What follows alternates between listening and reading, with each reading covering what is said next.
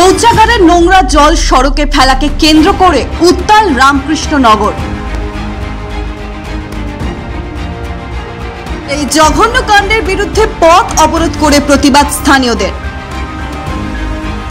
Police ও পুরসভার হস্তক্ষেপে পরিস্থিতির নিয়ন্ত্রণ। আটক বাড়ির মালিক বিষ্ণুদেব। গত মঙ্গলবার এক জঘন্য ঘটনা সামনে আসে করিমগঞ্জ জেলার রামকৃষ্ণনগরে। এখানকার ৫ নম্বর ওয়ার্ডের বাসিন্দা জনৈক বিষ্ণুদেব নিজের ঘরে শৌচাগারের সেপটিক ট্যাঙ্ক পরিষ্কার করে সেই বর্জ্য পদার্থ ফেলে দেন রাস্তার ওপরে।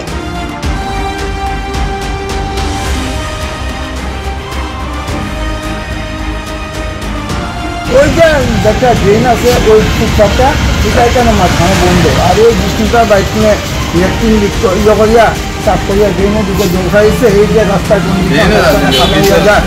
রাস্তার অবস্থাটা অবশ্যই খারাপ। মানুষ ইলেকট্রিক করিয়া গরু আইতে লাগে, মানুষ উপায় নাই। এই অত নগর তিনি দুনিয়াতে না, এই রামকৃষ্ণনগর এই জায়গা এটা আবার মেন শহর। স্থানীয়রা এ নিয়ে বাধা দেওয়ার চেষ্টা করেও লাভ হয়নি। পুরসভায় নালিশ জানিয়েও কোনো সুরাহা না হওয়ায় অবশেষে বুধবার আন্দোলনের পথ বেছে নেন স্থানীয় জনতা।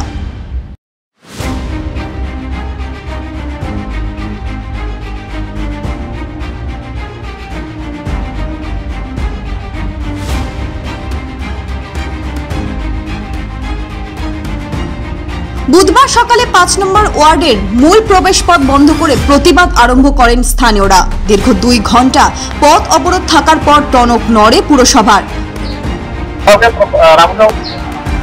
গতকালকে আমরা প্রায় সকাল ১০-১১টার দিকের সময় এসে খবর পাই যে রামকৃষ্ণনগর পৌরসভা এলাকা রামকৃষ্ণনগর বাজার এলাকার মধ্যে এই রাস্তার উপর দিয়ে নোংরা একটা লেট্রিনের জল যাচ্ছে। সঙ্গে সঙ্গে আমার মিউনিসিপ্যালিটি থেকে ইঞ্জিনিয়ার দুজনকে আমি পাঠাই।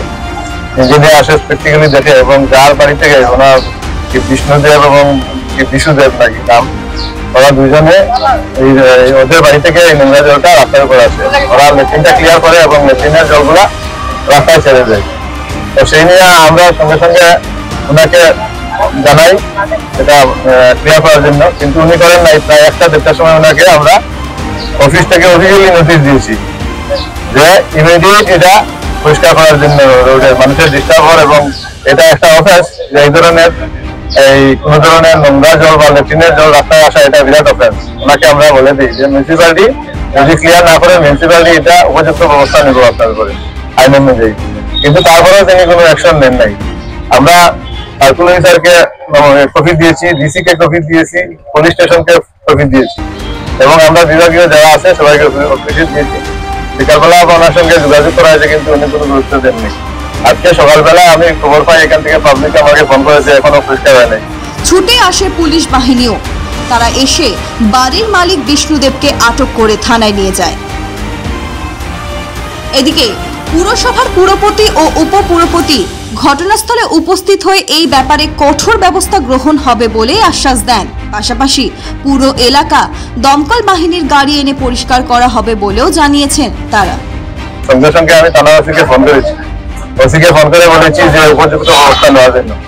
তো পুলিশে এসেছে, এসে ওনাদের সঙ্গে আলোচনা করার পর ওনারা হয়তো কোনো সহযোগিতা পাননি। পুলিশ তাই ওনার যিনি ভিকটিম মানে যিনি অ্যাকচুয়ালি দোষী ওনাকে থানায় নিয়ে গেছে, কিন্তু পাবলিক এর মধ্যে রোডটা ব্লক করেছে। পাবলিকের ডিমান্ড হলো যে ওই যে নোংরা জলটা রাস্তার উপর দিকে যাচ্ছে এটা পার্মানেন্ট একটা সমাধান হওয়া দরকার। এটা মেনলি কারণ হলো রামকৃষ্ণনগর যে একটা অডিটোরিয়াম হল হচ্ছে, সেই অডিটোরিয়াম হলে যখন কাজ শুরু হয়, কাজ করেছে তারা কন্ট্রাক্টররা, তখন আমাদের ফুটপাথটা তারা ভেঙে ওইদিকে ফুটপাথটা ব্লক করে তারা মালগুলো তাদের জিনিসপত্রগুলো অডিটোরিয়ামে নিয়ে গিয়েছে। তো আমরা প্রায় ১.৫ বছর ধরে আমরা ওদেরকে বারবার বলছি, কিছু কিছু সময় এসে ওরা ক্লিয়ারও করেছে।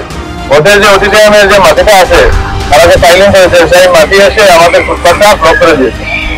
তো আমরা বারবার বলেছি, দুবার ওরা পরিষ্কারও করেছে। সেখানে একটা কালভার ছিল, গত বছর ওরা কালভারটা করে দিয়েছে, সেটাও কালভার ব্লক হয়ে গেছিল, তারা ফুটপাথ বিভাগ থেকে করে দিয়েছে।